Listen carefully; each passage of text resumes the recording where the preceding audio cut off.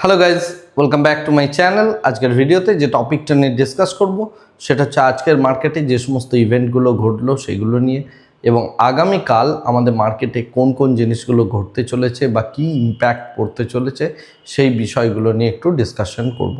তো সবার আগে আজকের মার্কেটটা আমরা দেখে নেব।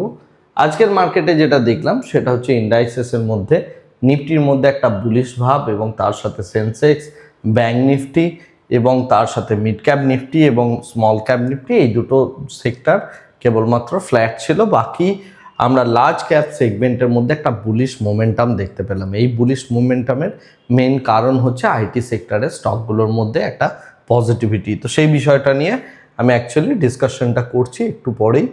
বাট তার আগে ইন্ডেক্সের যদি আমরা ওভারঅল পারফরমেন্স দেখি তাহলে যেটা দেখতে পাচ্ছি, ইন্ডিয়া ভিক্সকে আমরা 3%-এর কাছাকাছি কুল অফ হতে দেখলাম। ইউএসডি আইএনআর অলমোস্ট ফ্ল্যাট, তার সাথে বিটকয়েন প্রাইস স্লাইডলি ডাউন, এবং আমরা যদি দেখি ইউএস 10 ইয়ার এবং 2 ইয়ার্স বন্ড ইল্ডের মধ্যে মোটামুটি ফ্ল্যাট পজিশনেই রয়েছে। গ্লোবাল মার্কেটের দিকে যদি তাকাই, গ্লোবাল মার্কেটও অলমোস্ট ফ্ল্যাট। তার কারণ হচ্ছে আজকে রাত্রে ডোনাল্ড ট্রাম্পের বড় স্ট্রাইকের কথা বলেছিলেন, ঘোষণা করেছিলেন। তিনি এই কথাটাও বলেছেন যে তিনি আর আগামী দিনে এই ডেটটাকে এক্সটেন্ড করবে না। তো সেই সমস্ত কিছু কারণে আজকের মার্কেট আপাতত দৃষ্টিতে ওয়েট করছে যে কী সিনারিও হয়, এবং সেই কারণে মার্কেটের যে ওভারঅল স্ট্রাকচার সেটা মোটামুটিভাবে ফ্ল্যাটই দেখতে পাওয়া যাচ্ছে। আমরা যদি ব্রডার মার্কেট পার্সপেক্টিভ থেকে দেখি, আজকে যেহেতু মার্কেটের মধ্যে একটা বুলিশ প্যাটার্ন ছিল, তো 2000-এর কাছাকাছি শেয়ার অ্যাডভান্সে রয়েছে, 1000-এর কাছাকাছি ডিক্লাইনে রয়েছে। যে সমস্ত শেয়ারগুলো আজকের ডেটে বেশ ভালো রকম বুলিশ, তার মধ্যে Gallantt, Titagarh railway, FirstCry, Coromandel এবং এনআইএসপি, এই শেয়ারগুলো অন্যতম। এর মধ্যে টিটাগড় রেলওয়ের মধ্যে একটা বেশ ভালো রকমের ফান্ডামেন্টাল নিউজ চেঞ্জ রয়েছে, সেই বিষয়টা নিয়েও আমি পরে ডিসকাশন করছি। এছাড়া Jubilant food, Force Motor, Biocon, Bank of India, Ather energies, এই সমস্ত শেয়ারগুলোর মধ্যে আজকের ডেটে চরম রকম একটা বেয়ারিশ মোমেন্টাম আমরা দেখলাম। যদি আমরা নিফটি 50-র রেসপেক্টে দেখি, আজকে আইটি যে সেগমেন্টটা রয়েছে অর্থাৎ TCS, Infosys, HCL tech Mahindra, Wipro, এই যে সেগমেন্টটা রয়েছে লার্জ ক্যাপ আইটি সেক্টর, সেগুলো প্রত্যেকটা বুলিশ। 9 তারিখে টিসিএসের কোয়ার্টারলি রেজাল্ট আসছে। তো রেজাল্টের আগে একটা এক্সপেকটেশন অলরেডি তৈরি হয়ে গেছে যে আইটি সেক্টরের মধ্যে একটা স্ট্রং আমরা ম্যানেজমেন্ট কমেন্ট্রি দেখতে পাবো, এবং একটা ফরওয়ার্ড লুকিং যে চিন্তাভাবনা সেটা আমরা আইটির মধ্যে দেখতে পাবো। সেই কারণে কোয়ার্টারলি রেজাল্ট অ্যানাউন্সমেন্ট হওয়ার আগে আইটি সেক্টরের মধ্যে কিন্তু একটা বড় বুলিশ মোমেন্টাম এসছে। এরপরে মার্কেট যেটা এক্সপেক্ট করছে সেই এক্সপেকটেশন যদি ফুলফিল না হয়, রেজাল্ট বেরোনোর পর কিন্তু এই সমস্ত শেয়ারগুলো আবার ফল করতে পারে, রাইট? তো এটা পুরোপুরিভাবে কোয়ার্টারলি রেজাল্টটাকে সামনে রেখে সেই থিমটা প্লে করা হচ্ছে আইটির মধ্যে, যে কারণে আমরা আজকের ডেটে মার্কেটের মধ্যে একটা বুলিশ মোমেন্টাম দেখলাম। একইভাবে দেখতে গেলে আমরা ওএনজিসির মধ্যে একটা বুলিশ মোমেন্টাম দেখলাম। তাছাড়া আজকে আইটিসি, ভারতী এয়ারটেল, এই সমস্ত শেয়ারগুলোর মধ্যে নিফটি 50 বেশ ভালো রকম পজিটিভ সাইডে এই প্রত্যেকটা শেয়ার ক্লোজ করেছে। যদি আমরা সেক্টরাল ভিউ দেখি, একই জিনিসটাই দেখতে পাচ্ছি। নিফটি আইটির মধ্যে আমরা একটা বড় টাকা ইনভেস্ট হতে দেখেছি। একইভাবে দেখতে গেলে মেটাল সেগমেন্টের মধ্যেও একটা বড় টাকা ইনভেস্টমেন্ট হতে দেখেছি। এটার মেন রিজন হচ্ছে অ্যালুমিনিয়াম এবং জিঙ্কের যে প্রাইস রয়েছে সেই প্রাইস দুটো কিন্তু গ্লোবাল মার্কেটে বেশ ভালো রকমের বাড়ছে। তো সেই কারণে আমরা মেটাল সেগমেন্টের মধ্যেও একটা বুলিশনেস দেখতে পেলাম। আর আগামীকাল সকাল 10টা নাগাদ আরবিআইয়ের যে আমাদের ইন্টারেস্ট রেটের ডিসকাশন আছে, সেই বিষয়টা নিয়ে আরবিআই বিভিন্ন রকম বক্তব্য রাখবে। তো সেই দিকটা মাথায় রেখে অনেকেই এক্সপেক্ট করছেন যে একটা রেট কাট হতে পারে। তাই যে পিএসইউ ব্যাংকের যে সেগমেন্টটা রয়েছে সেটার মধ্যে একটা বিয়ারিশ মোমেন্টাম আমরা আজকের ডেটে দেখলাম, এই রেট কাট বা ইন্টারেস্ট রেটের যে ডিসকাশন আসতে চলেছে আরবিআইয়ের, সেই দিকটা মাথায় রেখে। তো এইটাই ছিল আজকের ডেটের ক্ষেত্রে সমস্ত সেগমেন্টগুলোকে প্লে করার ক্ষেত্রে মেন যে সমস্ত ইভেন্ট বা মার্কেট সেন্টিমেন্ট, সেই বিষয়টা। যাই হোক, আমরা এরপরে যদি দেখার চেষ্টা করি কমোডিটি মার্কেটের মধ্যে, তাহলে কমোডিটিতে যে সিনারিওটা দেখতে পাচ্ছি সেটা হচ্ছে ক্রুড অয়েল, ন্যাচারাল গ্যাস, এই যে পোর্শনটা রয়েছে এর মধ্যে যথারীতি মার্কেটের যে ভোলাটিলিটি, এই মুহূর্তে যে নিউজ চলছে এবং তার পরিপ্রেক্ষিতে যে ভোলাটিলিটি, সেই বিষয়টা কিন্তু এখানেও আমরা লক্ষ্য করছি। এছাড়া একই জিনিস যদি আমরা দেখি, গোল্ড অ্যান্ড সিলভার পুরোপুরিভাবে এই যে ক্রুড অয়েল তার সাথে কোরিলেশনে বাড়া কমা করছে রীতিমতো। সুতরাং এক্ষেত্রে পেয়ার ট্রেডিং যারা করেন তাদের জন্য এটা খুব ভালো একটা অপরচুনিটিস। এবং আমরা যদি এই মুহূর্তে দেখি, যে কথাটা আমি বলছিলাম, জিঙ্ক এবং অ্যালুমিনিয়াম প্রাইসের মধ্যে বেশ ভালো রকম আজকে ডেটে ইন্টারন্যাশনাল মার্কেটে একটা পজিটিভ মোমেন্টাম দেখা গিয়েছে। এবং এই যে পজিটিভ মোমেন্টামটা, এটা কিন্তু আমাদের মেটাল সেক্টরটাকে বেশ ভালোভাবে একটা বুলিশ করেছে। আমরা যদি এই মুহূর্তে যে নিফটির ওপেন ইন্টারেস্ট রয়েছে সেই ওপেন ইন্টারেস্টটা দেখি, গতকাল আমি যে কথাটা বলেছিলাম যে 23,000 থেকে 23,200 কাছাকাছি জায়গায় একটা বড় স্ট্রাইক প্রাইসে বড় রকমের একটা মানে ওপেন ইন্টারেস্টের বিল্ড আপ ছিল, এবং উল্টো দিকে দেখতে গেলে এখানে 22,500তে ছিল। তো সেই অনুযায়ী 23,000-এর যে রেঞ্জ, তার মধ্যে আমরা বেশ ভালো পরিমাণ অ্যাডিশন হতে দেখলাম, এবং এই জায়গাটা একটা সাপোর্ট হিসাবে তৈরি হলো। যদিও মার্কেট জাস্ট টপকেছে এই সাপোর্টটা, এবং এটা নেক্সট দুটো উইকের ওপেন ইন্টারেস্টটা নিয়ে করা হয়েছে। আজকে যেহেতু এক্সপায়ারি অলরেডি হয়ে গিয়েছে, তাই আমি পুরনো ডেটার ওপর কোনো অ্যানালিসিস করছি না। তো সেই সেন্সে দেখতে গেলে আগামীকালের জন্য 23,000 স্ট্রাইক প্রাইসটা ভীষণ ভাইটাল। আজকের রাত্রে ইউএসএ স্ট্রাইক যাই হোক না কেন, আমরা আগামীকাল সকালে গ্লোবাল কমোডিটিসের প্রাইস দেখে, এশিয়ান মার্কেট দেখে, এবং তার সাথে যখন আমরা মার্কেটে প্লে করতে নামবো, সেই সময়ে 23,000-এর স্ট্রাইক প্রাইসে কি বিল্ড আপ হয়েছে এইটা দেখাটা ভীষণ ইম্পর্টেন্ট। কারণ 23,000 এই মুহূর্তে ক্রুশিয়াল স্ট্রাইক প্রাইস, যেখানে বুলস বেয়ার উভয় পক্ষেরই বেট রয়েছে, সেটা সম্পূর্ণভাবে আমরা এখানে দেখতে পাচ্ছি।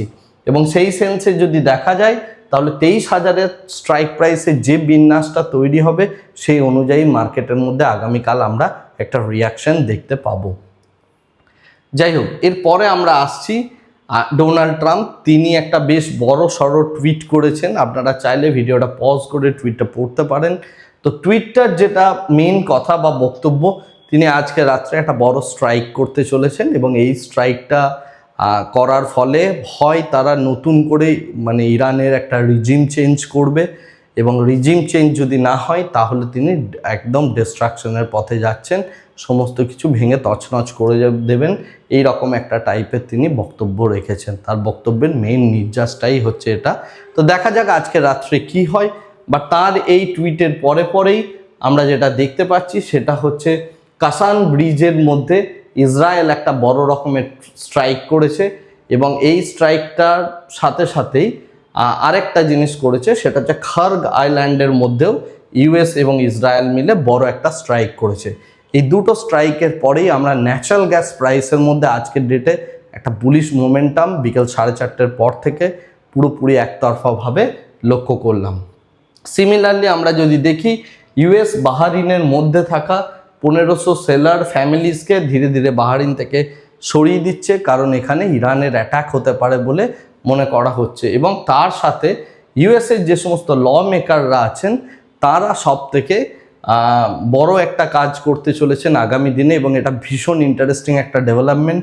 তাদের যে 25th অফ অ্যামেন্ডমেন্ট সেকশন 4, যেখানে প্রেসিডেন্ট তিনি যদি ঠিকভাবে পুরো কাজটা না করতে পারেন এবং ডেলিভারি না করতে পারেন, তাকে বরখাস্ত করা হতে পারে, এই রকম একটা ইউএসএর লতে রয়েছে। এবং সেই লটা তারা ইম্পোজ করার কথা ভাবছেন, অর্থাৎ ইউএসএর যে সমস্ত ল মেকাররা রয়েছেন তারা। এবং এই লটা যদি ইম্পোজ হয়, তাহলে সেক্ষেত্রে ডোনাল্ড ট্রাম্পকে মসনদ থেকে সরে যেতে হবে। তো দেখা যাক আগামী দিনে এটা কি হয়। তবে আমার যেটা মনে হয়, এটা সম্পূর্ণভাবে ডোনাল্ড ট্রাম্প যে আজকে রাতে স্ট্রাইকটা করতে চলেছেন, তার অপোজিটে একটা ইউএসের তরফ থেকে বেট নিয়ে রাখা আগে থাকতেই, যে যদি কোনো কিছু হয় তাহলে সেই জায়গা থেকে ডোনাল্ড ট্রাম্পকে উচ্ছেদ করে পরবর্তীকালে এই জায়গাটার মধ্যে তারা রিকভার করার একটা চেষ্টা করবেন। এটা সম্পূর্ণভাবে একটা জিওপলিটিক্যাল সিচুয়েশন যদি আমরা দেখি, সেই সিচুয়েশনে বিভিন্ন কান্ট্রি বিভিন্ন রকমের ট্যাকটিক্স অবলম্বন করে, তার মধ্যে এটা একটা ট্যাকটিক্স, অন্যতম ট্যাকটিক্স বলে আমি অ্যাটলিস্ট মনে করছি। দেখা যাক আগামী দিনে সিনারিওটা কোন দিকে যায়। বিশেষ করে আজকে রাত্রিবেলায় এই ইভেন্টটার ওপর সব কিছুই ডিপেন্ড করছে। নেক্সট যে কথাটা সেটা হচ্ছে টিটাগড় রেলওয়ে। টিটাগড়ের মধ্যে আমরা আজকে 8%-এর কাছাকাছি একটা বেশ বড় রকমের স্ট্রং র্যালি দেখলাম, যেখানে হিউজ লেভেলের ভলিউমে টিটাগড় রেলওয়ে ট্রেড হয়েছে এবং তার সাথে তার মধ্যে কোয়ান্টিটি প্রচুর মানুষ উঠিয়েছেন, অর্থাৎ বাই করেছেন। এর যে রিজনটা হচ্ছে আমাদের ওয়েস্ট বেঙ্গলে যে ফলতা রয়েছে সেই ফলতার মধ্যে টিটাগড় রেলওয়ে একটা ব্রাউনফিল্ড শিপইয়ার্ড বানাতে চলেছে, অর্থাৎ যেখানে ফলতাতে অ্যাকচুয়ালি যে বড় বড় যুদ্ধ জাহাজগুলো হয় সেই রকম কিছু জিনিস অ্যাকচুয়ালি নির্মাণ করবে গভর্নমেন্ট। তার জন্য 129 কোটি টাকা গভর্নমেন্ট এখানে ক্যাপাসিটি ইনক্রিজ করার জন্য ফান্ড একটা অ্যালোকেট করছে, এবং যেটা হচ্ছে ডিফেন্সের শিপ বিল্ডিংয়ের কাজ করবে। তো সেই কারণে কিন্তু এই টিটাগড় রেলওয়ের মধ্যে আমরা আজকের ডেটে এই বুলিশনেসটা দেখতে পেলাম। এটা কোনো বাই সেল রেকমেন্ডেশন নয়, আমি জাস্ট আপনাকে যে আপডেটটা রয়েছে আমি সেই আপডেটটা জাস্ট আপনাকে দিচ্ছি। নেক্সট যে বিষয়টা সেটা হচ্ছে রিলায়েন্সের শেয়ারের মধ্যে আমরা এই সপ্তাহের মধ্যে টোটাল 8%-এর কাছাকাছি একটা ফল দেখলাম, মানে লাস্ট উইক যদি আমি ইনক্লুড করি তাহলে 8%-এর কাছাকাছি ফল দেখলাম।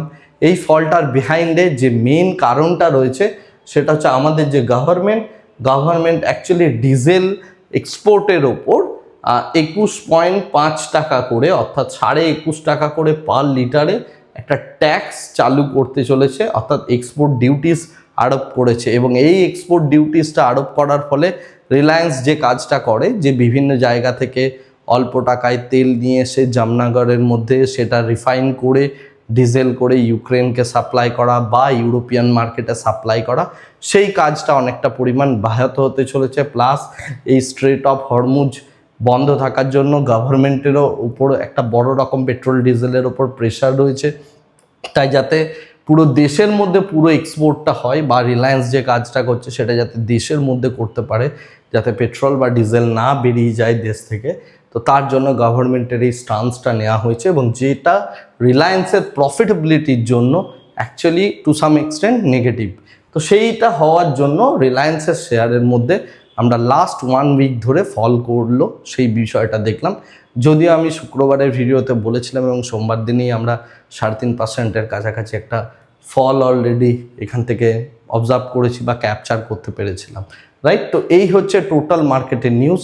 এই মুহূর্তে সবার চোখ একমাত্র ইউএস, ইসরায়েল এবং ইরানের দিকে। দেখা যাক আজকে রাত্রে কি হয়, ফেয়ার একটা ডিল আমরা দেখতে পাই নাকি আমরা এখানে বড় ডিস্ট্রাকশন দেখতে পাই।